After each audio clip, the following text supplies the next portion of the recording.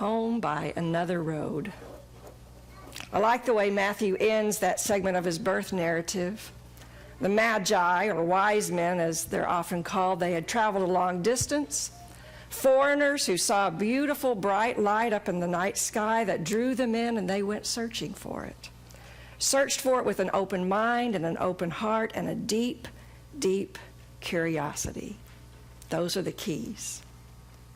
And what they found, well, Matthew doesn't really tell us a lot of information about that, does he? We don't have a description of what happened when they arrived. We only know that what they found there was just a baby, just a plain, ordinary baby that you could find in almost any household anywhere in the world. But when they went to go back home, well, they didn't have any notions of stealing this great kid that they'd been told about and taking it with them. They didn't have any notions of killing it because it might threaten their power. Both were things that Herod wanted to do. They were happy to see it for what it was, a gift worthy of their praise and worthy of their treasures and the gifts that they had brought, a gift that was worthy of all that they had, worthy of that long journey that got them there. But they left, and it says they were warned in a dream that what they had seen, what they had experienced, meant that things would change for them. They would return home, but this time, they wouldn't go back the way they came. They wouldn't go back to Herod. This time, they would go back by a path very different from the one that they arrived on. And just that one small adjustment made all the difference. This story of Christmas in the Gospel of Matthew, and it's only found in Matthew, it's not in the other Gospels, it's one of my favorite stories, and it's one of my favorite holidays. Epiphany truly is one of my favorite holidays out of the whole year. I think it's the most underrated and underappreciated holy day in the whole Christian year. I mean, how many of you sent out Epiphany cards? No one? I get excited about Epiphany. We always have a big Epiphany party. We've been doing it now for 17 years. Ask my kids. It's a big deal in our house. But Epiphany gets overshadowed. The Christmas story we're most familiar with, it's from Luke. It has the shepherds in their field and the baby wrapped in the swaddling cloths and lying in a manger. The story of Luke's gospel is absolutely beautiful, but it really overshadows this story in Matthew. At best, we throw the wise men into the manger scene and call it complete. But Matthew's story, Matthew's gospel, it has its own unique story in it. And not only does the story get overshadowed, but the wonderful day and season of Epiphany gets overshadowed by New Year's Eve party and New Year's Day football games, doesn't it? You forgot about it this year again, didn't you? Epiphany. Well, I don't want to sound like a complete Grinch when it comes to New Year's. There's some really nice things about celebrating the New Year instead of celebrating Epiphany. It's kind of nice to have this sense of a clean slate, new opportunity, a fresh start. It just feels good, doesn't it? I don't know about you, but I do still make a few New Year's resolutions. Mostly I use this as a time to reflect back on the past year and what it's entailed and what might need to be changed, what need to be thrown out, what might need to be adjusted a little bit. I like all of that, but the truth is, well, here's an example of what I'm talking about. Yesterday, I went up to Walgreens and I'm at the checkout line. All the magazines are on display. Every magazine had some version of the same theme. You know what it is. New year, new you, right? And then they have all the ways in which you can, all the resolutions you ought to be making and all the motivations for achieving those, and they're going to help you meet up with all those resolutions. That is a really interesting reflection on our culture, isn't it? Which is just so oriented around our need to live up to higher goals and aspirations, live up to something better than what we already are or already have, live up to all the expectations centered around perfecting ourselves, live up to stuff. That's what life's about. That's what New Year's Day is about. That's the holy day for the American culture of let's make it better, let's have more. But you and I already know the reality of all those great resolutions we make, don't we? All those ideals that we live up to. We mean well, but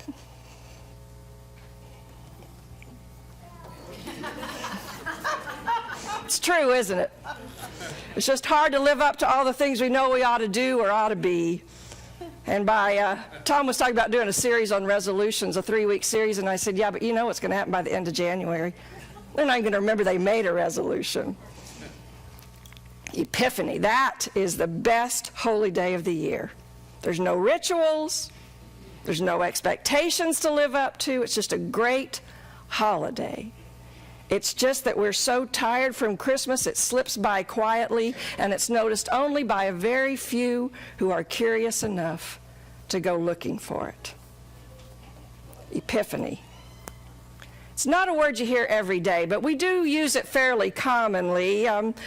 We talk about having a new idea or a new insight. We call it an epiphany. Oh, I just thought about that. I had an epiphany yesterday. But the truth is, we need to save that word.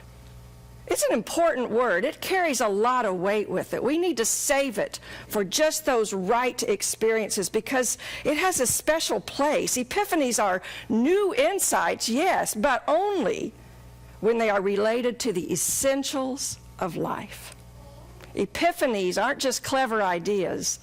They're insights associated with the essentials of life, the deepest understandings and experiences of what it means to be truly alive. Here's what the dictionary has to say about it. Epiphanies are a manifestation or perception, usually sudden, of the essential nature or meaning of something important. The story of the wise men, the Magi, is a story of an epiphany. And something so small and ordinary as a baby born to 2 young, very poor peasants out in the sticks, and yet it was a sudden manifestation of what the essentials of life were all about. Don't you wish you could have been there to see what really struck them?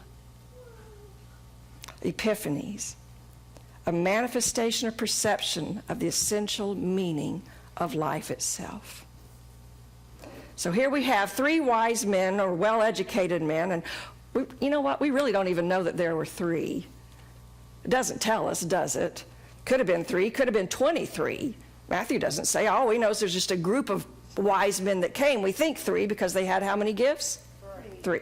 Okay, but I just thought you'd find that interesting because we don't have pictures of 23 wise men coming, do we? But we could. We could, couldn't we? And by the way, there's no camels in there. You didn't read about camels, did you? I don't mean to ruin this, but I think that's kind of interesting. Okay, well, we have these wise men from the East, foreigners, because they were drawn to this light that had come into this world, a bright and shining light in the darkness. It wasn't an earth-shaking event. It was just a small thing, but it was an epiphany. And when they went back home, they didn't stay there and marvel at this wondrous thing for the rest of their lives. They went back home to their ordinary or not so ordinary lives. They really weren't even different people, were they? Doesn't tell us that. They didn't change anything on the outside. They weren't told in that dream to journey now and go to a new destination. Have higher aspirations for yourself. Reach for the stars. No, they returned back home where they came from. Same place, just with a changed understanding of the essentials of life. The real meaning of what it meant to be alive because they had dared to be curious enough to make the journey in the first place. I can almost imagine them skipping home. It's hard to skip on a camel.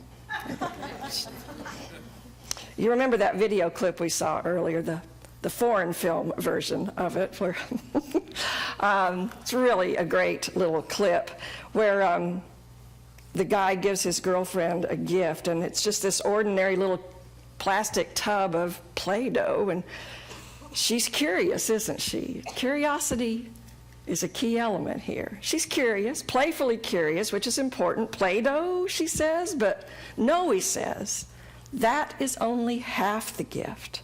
It doesn't work without the story behind it.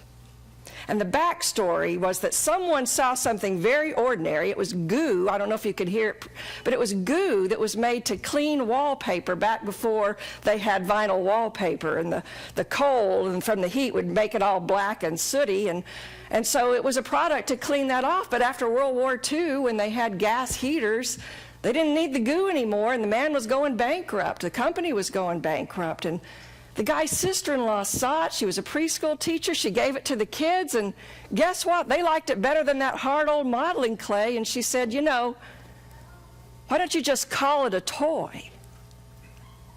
And that one small adjustment made all the difference. So he shares this story with her by way of encouraging her that sometimes it's just one small adjustment. And here's what he says: I've kept this for such a long time as proof that we are all just one small adjustment from making our lives work. One small adjustment. Oh, I know, we have thousands of those available to us. List of suggestions and goals that we can set. Aspirations we can live up to. All the things we need to change about ourselves to make life better. Exercise more, lose 10 pounds. Eat more vegetables, get more sleep. Work harder, make more money. Set higher goals, leave your mark on the world. But those are expectations, not epiphanies. Big difference. Real epiphanies are of God and God's kingdom. Expectations, those belong to this world, and that is the world of Herod. Truth is, our world and our culture is much more oriented around the wisdom of Herod than the wisdom of the Magi. Herod's kind of wisdom. Now, let's talk a little bit about Herod here. I think he's a fascinating character. He's actually a sad character, not because he's poor or sick or suffering. He's not. It's because he's sad because he's so shallow. He's so caught up in the expectations of living that he has no clue what it means to be alive. He is what Mother Teresa called materially wealthy and spiritually poor. He is the original man who would be king. Herod Antipas, that's the one we're talking about, son of Herod the Great. Now, think about that right off the bat. You're the son of Herod the Great. At best, you can only be Herod the Second Great. That's already going against him. He's a puppet for Rome with a precarious appointment that always required sucking up to the emperor. He's an unhappy man who had to hide this grand palace that he built behind a huge fortress because he feared for his life. He was mean and miserable as a husband and a father. He was a ruthless brother and a conniving friend. The world of expectations to live up to, that is the wisdom of the world of Herod. And we fall prey to it all the time, don't we? The world of expectations to live up to, that is the wisdom of Herod. But here's the difference, and I think it's important. The difference between the wisdom of Herod, which is the wisdom of our world as well, and the wisdom of the Magi. In our culture, we are supposed to live up to expectations. But here's the clue. God asks us to live into epiphanies. Not to live up to expectations, but to live into epiphany. You know why? Because expectations are what the world holds up to us as our standard of worthiness. That's the way of the world, that's the way of Herod. Epiphanies, however, epiphanies are always embedded and in the foundation of grace. Always. Epiphanies can be only seen, experienced, and transformative only as we grasp the essence of grace as the ground of all being. Grace, God's unmerited, unearned, freely given love and acceptance of all that we are, all that we have been, all that we are capable of being as a gift to God and one another. It's not about what we've achieved. It's not what we've merited. It's not that we've been found worthy because.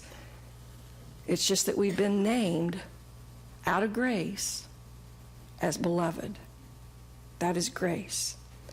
Recognizing that, no, living into the essence of epiphany. In that song that we open with today, Home by Another Way, I kind of wish you'd had the words in front of you because God, those words are just so wonderful. I think James Taylor kind of got it right. It took me a while. I had to look at it carefully, but he talks about the Herods that are always out there, always a part of our world. And they are all those culturally created realities and expectations that are vying for our loyalties. They are all those appeals to our deepest fears that we're not good enough, or maybe that we have to be better than. The Herods of this world convince us that life has no meaning except in outward appearances and achievements, that our past can determine our right to live and be loved, that our accomplishments are the sum total of our mark on this earth. But that's not true. The Herods of our day try to convince us that even our faith is a matter of living up to expectations of our belief, rather than living into the fact that God created us in God's own image and called us sacred. But as the song said, Herod really, really wants those presents. He really wants those gifts. He wants to take from us all that we have to offer, because if we are living out of our sacred essence, that is the way that we can make a difference in this world, a difference toward peace. It truly does begin with us. And it is just a small adjustment, but the ripples of that will make all life work. And here's the real rub for me. What more clever way to perpetuate the power of Herod in this world than to do it through the one place it really doesn't belong? In the church. Take over the church, make the church, the body of Christ itself, one of the most demanding and condemning, judging and excluding institutions of all. I cannot think of a more convoluted notion of epiphany. It's about grace. It is about grace. It's a small thing. Small things aren't always without cost, are they? Epiphanies not only mean recognition, they also demand from us release.